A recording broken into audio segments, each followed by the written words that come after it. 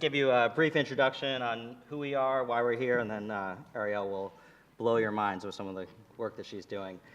Very briefly, mParticle provides modern data infrastructure to some of the brands that I use most, including Airbnb, Hulu, Spotify, Starbucks, admittedly McDonald's, Chick-fil-A, I use that a good amount, probably more than I should, and Via. I'm a daily Via rider.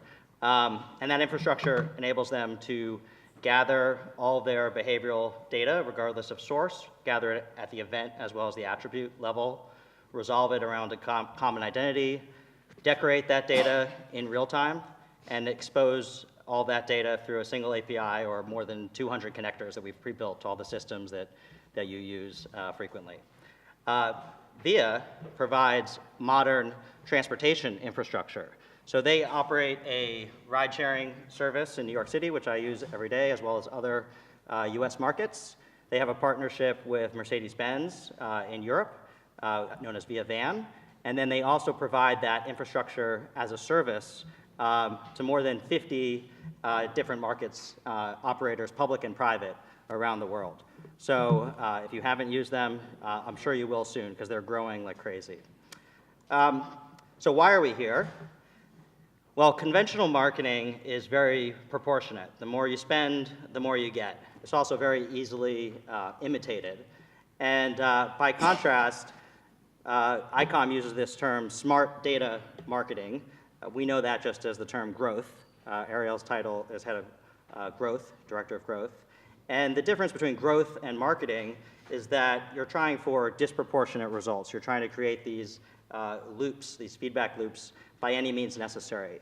So if that means modifying the product to create a better experience and create better word of mouth, that's exactly what you're going to do. It's much more defensible, and it's much more pull than it is merely push. It's a balance of push and pull. So in a moment, we're going to share a couple of examples of that, about how Via is improving the customer experience, but all in the name of driving this infinite growth loop. So Arielle, let's hear some examples. Yeah, sure. Thank you. So just to walk you through a few examples of how we're using different data inputs to really inform our campaigns and product features. So first example is on the quality of service front. So we, as a service at our core, are trying to deliver rides for people. We're a ride-sharing app.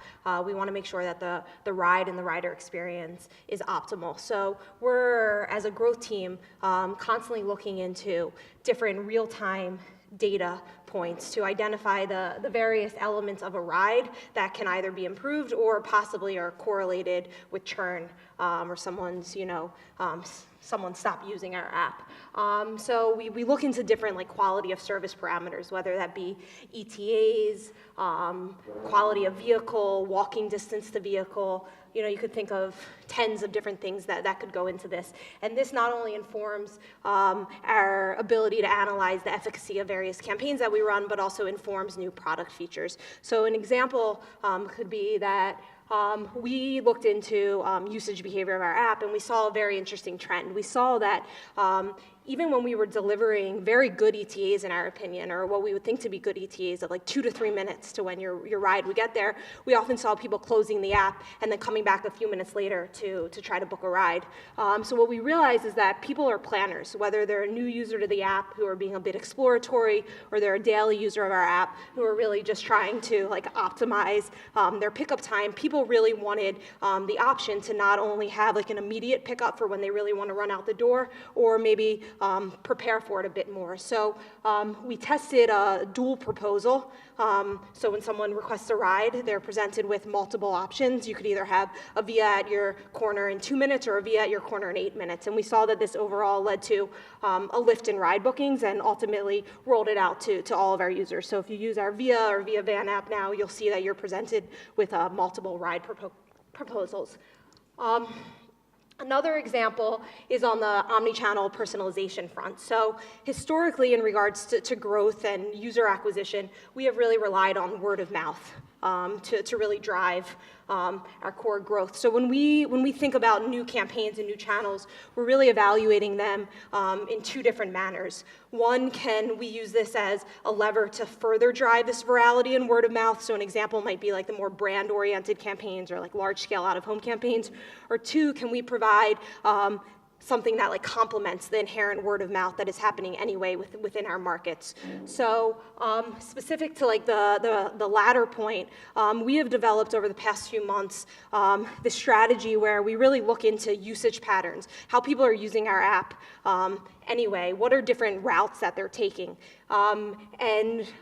We basically find other users that we think these would be relevant routes for and serve them creative on channels that they're on anyway, such as like Facebook and Instagram, showcasing these routes, really giving someone like a tangible use case for our service. So here are some examples in London. So on the right, you can see Mayfair to South Ken from £3. So what we noticed was that during commute hours, this was a very popular route for our user base. So we started serving people on Facebook and Instagram this ad unit during commute hours that are in these zones, giving them something that they really can latch onto and say, hey, not only do I totally understand what you guys do, but this is something that I could use like then and now, or at the very least tomorrow morning during my commute. And then this other creative shows like a nighttime use case. So we were noticing that people were taking us during late night from Chelsea to Soho. So again, give them something very tangible. They immediately understand that we're a ride-sharing app,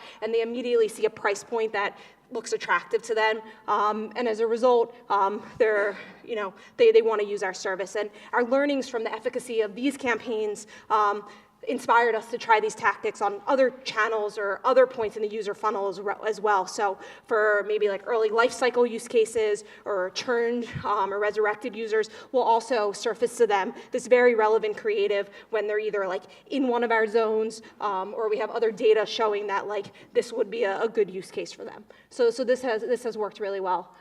And then the final example is how we kind of use this data to inform new product development. So as mentioned, as a growth team, we're not only acting on like traditional marketing campaigns, but we're also thinking about how we can inform new product features. So when we launch our service in most of our markets, we don't cover the entire market at first, or historically we haven't. So in New York, for instance, when we first launched, we only operated from Midtown East to the Upper East Side during commute hours. So no matter who you were, we gave you your use case. Nowadays, even though we still are geographically limited and that we only operate in certain cities, we see all sorts of use cases.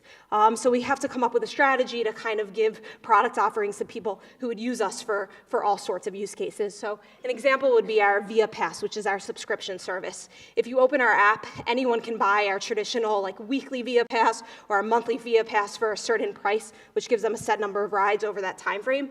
But we also serve to people specific Via Passes or My Passes based off of their own usage pattern. So if we see that someone is taking that initial use case that I mentioned before that we launched with of like Upper East Side to Midtown East during commute, then we'll serve them a My Pass offer for 2 rides a day during commute hours with a set price that they can opt into. And we'll create these different like flavors of Via Passes for all sorts of use cases based off your user behavior. So those are just some examples.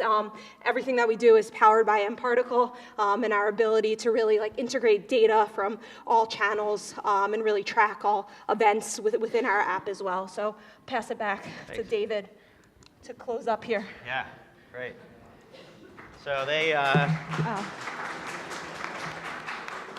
are iterating and growing as fast as she was talking, and that's only possible with clean, consistent, organized data.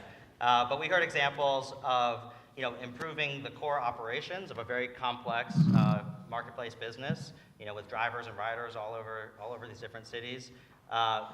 Examples of improving personalization and creating a better end user experience through that, and then just flat out changing the product, creating new product offerings, all through this single truth set.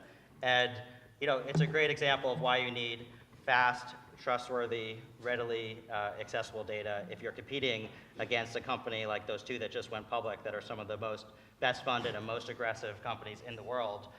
to beat them, you need to be really smart and really agile, like their team is.